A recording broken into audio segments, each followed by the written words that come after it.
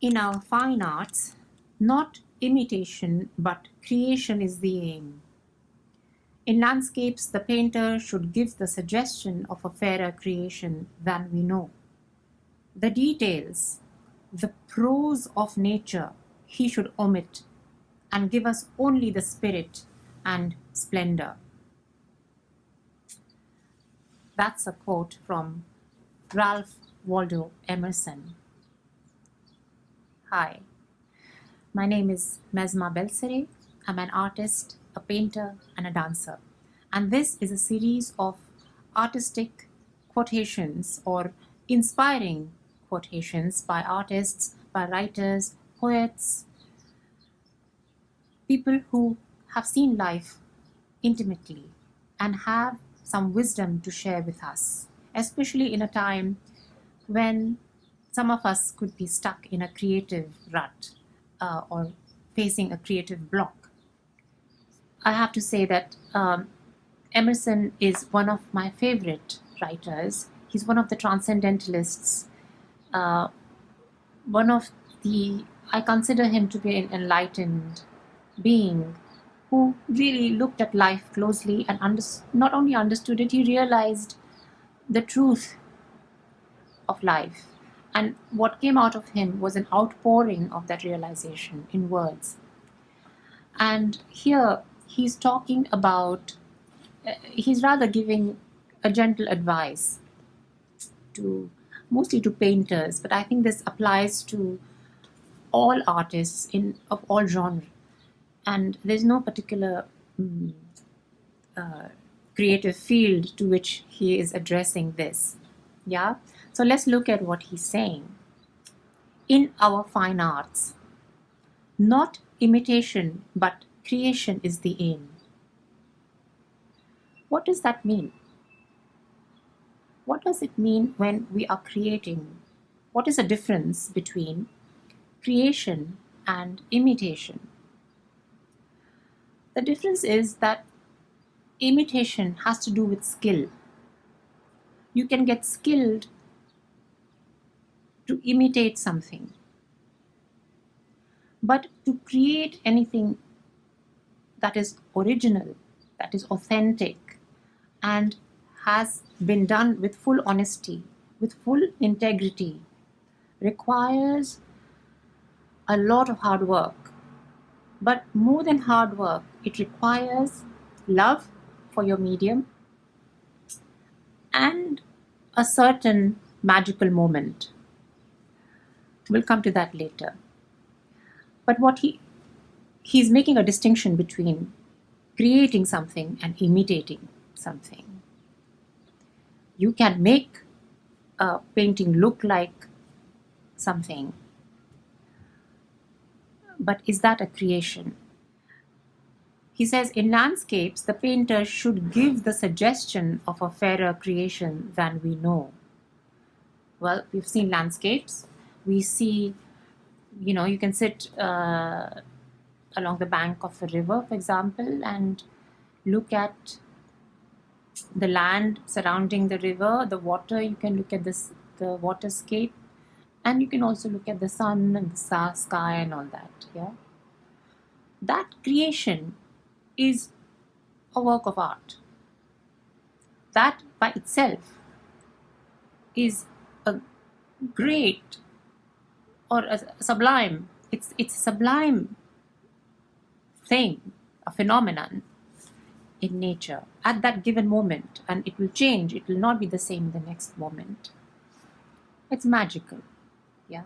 But what he's saying that when you paint that landscape, when you are translating one visual into the other.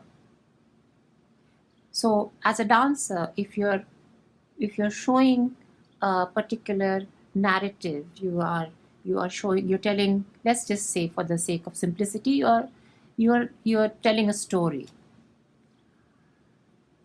Now the story already exists.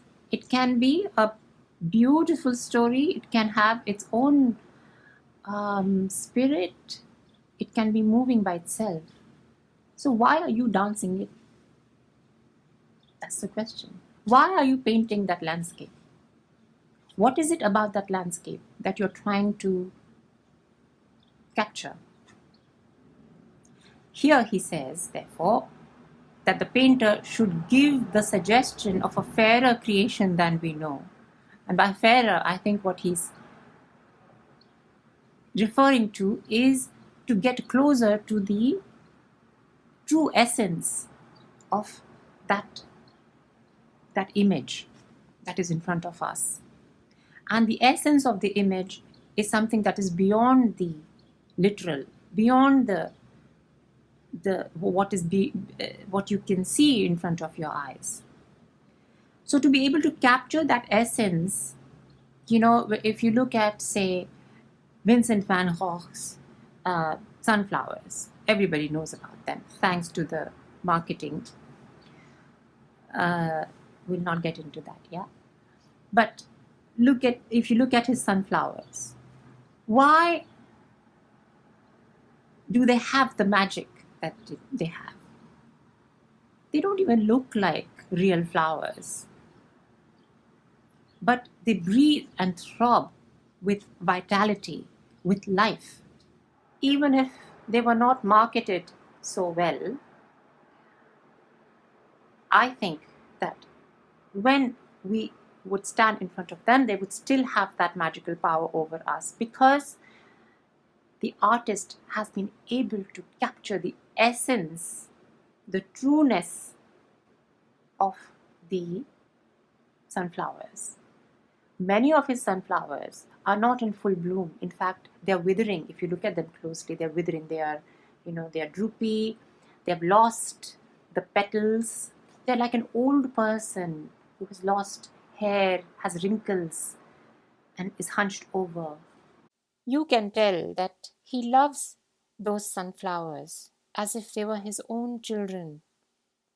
He sees himself in them. In some way, the sunflowers are self-portraits, but not in a self-indulgent way. In fact, quite the opposite. And he's not interested in the imitation of the likeness of the flowers, which makes his painting poetry and not prose, of which Mr. Emerson writes. I think that this is a really important lesson for all artists, for all people who have something inside them and it wants to come out. Whether you're a writer, whether you are a poet, whether you are a painter or a dancer or a musician, I think what we ought to concern ourselves with is to learn the technique, but then to go beyond it. So I hope this quote by Mr. Emerson was helpful in understanding how to approach one's process in art making. I'll see you in the next video. Until then, bye-bye.